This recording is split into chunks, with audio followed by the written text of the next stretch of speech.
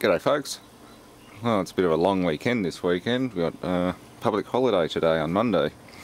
So I figured I'd do a bit more work on the Ford. Thankfully Repco was open, so I got some new light globes and things.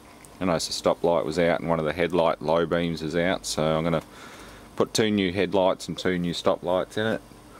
And just give it a general tidy up and just go over the rest of this roadworthy checklist. Probably can't really see it or even read it properly, but from the top, the list this guy's written out is odometer not working. Now I fixed that. Right stop lamp not working. Got to do that one. Windscreen, probably fit that this week if we get a nice sunny day. I'll get it fitted, but I want a nice sunny day so I can get it done at work and I don't get rain or anything coming down on it. Windshield washer not working, which I fixed. That was just a failed water pump. The main spindle seal on the pump had failed and all the water leaked out.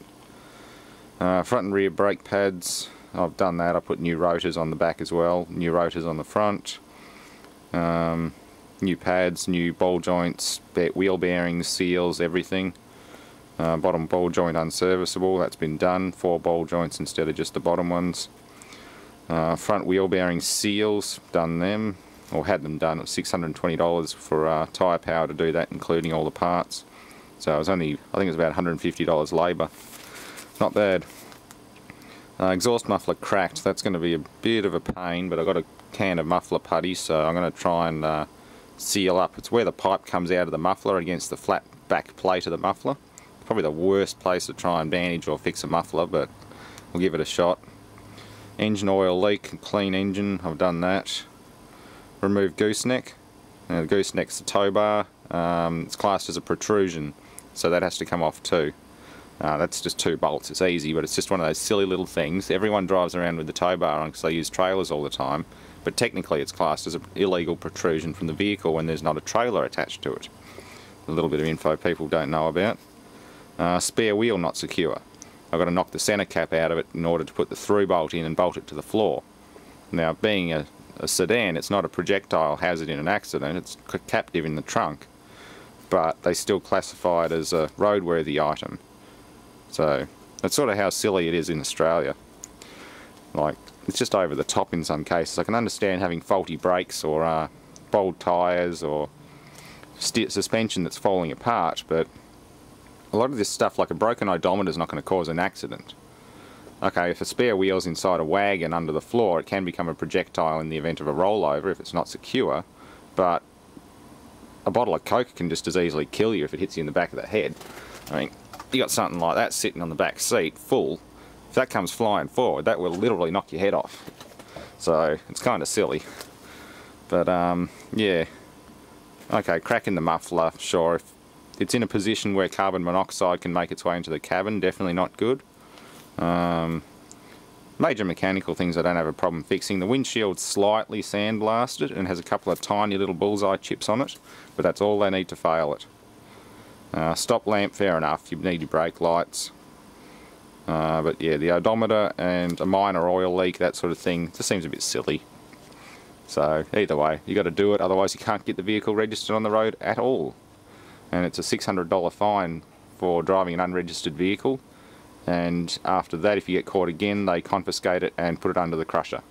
No questions asked. It's real highway Gestapo out here. There's the proper cops, like the one that pulled me over last week. I was just driving to work and he ran a rego check.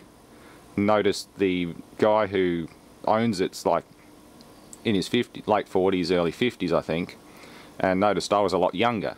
So doing proper police work, he actually pulled me over and checked. And sure enough, I said, right, car belongs to my friend Terry, I'm buying it off him, I'm getting all the roadworthy and stuff done. It's like, yeah, that's alright. We're just making sure the vehicle's not stolen, it wasn't reported stolen, you know who owns it, that's fine. You got a stoplight out, I'm not going to book you for it or anything. I can see you've got light clusters on the back seat. You're obviously doing your roadworthy stuff. Just finish it off during the week and see you later. So yeah, he wasn't out to write me a ticket. Yeah, damn camera battery. I should have noticed that one. What was I saying? Yeah, copper doing his job rather than just running around issuing tickets for things. He could have got me on 2 different light failures and written a ticket, but he was just like, nah, don't care. Fix it during the week, fix it when you got time. Really cool guy. Yeah. So it's a bit crazy in Australia, but that's what you get. I'm sure most of the rest of the world's sort of similar, although I'm hearing stories of US states which don't allow or don't require any big inspections or excessive registration fees and things, which is pretty good. I also noticed the cops that pulled me over were also carrying what I'd guess to be a Glock 17 or similar 9mm pistol. I didn't realise that actually changed over to them now. Last time I checked, every police officer was issued with a 38 Special Smith & Wesson. I believe many probably still are, but these guys had brand new Glock 17s or equivalent, probably a special police model 9mm. So it's about time they got up to date. Not that there's anything really wrong with the old 6-shooter, it's just the extra capacity and self-loading accuracy of the Glock handgun is actually quite comparable, or quite a lot better for the field use. I mean, I've fired both. I've fired a 357 Magnum, 38 Special, and a Glock 17 with the longer barrel on it at a indoor pistol range, and I much prefer the accuracy of the Glock, but the good old 357 Magnum / 38 Special, that's got a hell of a knockdown capability. Like, it will put someone down for good. Whereas the 9mm has often been criticised for being a little bit weak. Not that I'd ever want to be on the receiving end of one, I can tell you now. I wouldn't want to be on the receiving end of a bloody .17 or .177 air rifle, much less anything bigger. But yeah, they were, I believe, when New South Wales started bringing it out, they were criticising the use of semi-automatics and things, and these vocal rights groups who must obviously speak for the criminals or something like that seem to think it's not acceptable to use such high-powered guns against criminals. Funny thing is, I don't exactly support that idea. Anyway, enough crap. I guess I better go on to working on the car. I'm also looking up some of the lamps that I'm going to be playing with. They're proper UV germ lamps. Where'd I put them? I've got 4 of these. They came out of a water steriliser we recoat at work.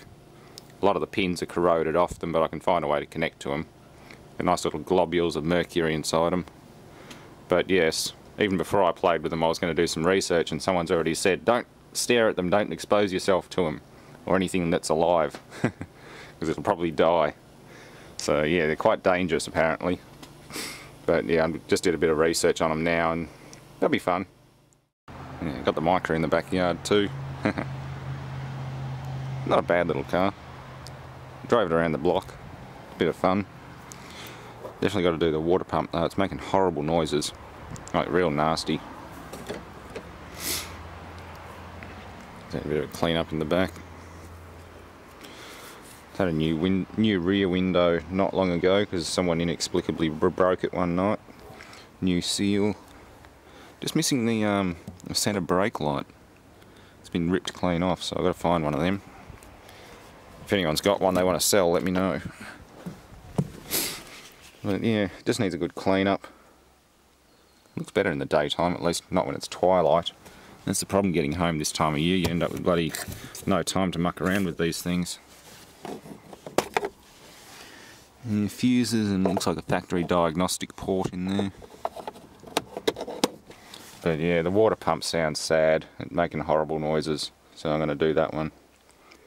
Same with the front brakes, to change front brake rotors and pads. They're going to be dirt cheap, so that's not a big deal. Little plastic vent's broken, typical. Glove compartment latch is broken. Just little plasticky bits, which is typical of a cheap car like this.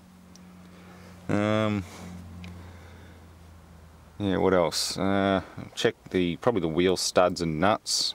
I didn't do a video on it, but I did take the front driver's wheel off to check the brakes, and I had to use a 4.5 foot long breaker bar.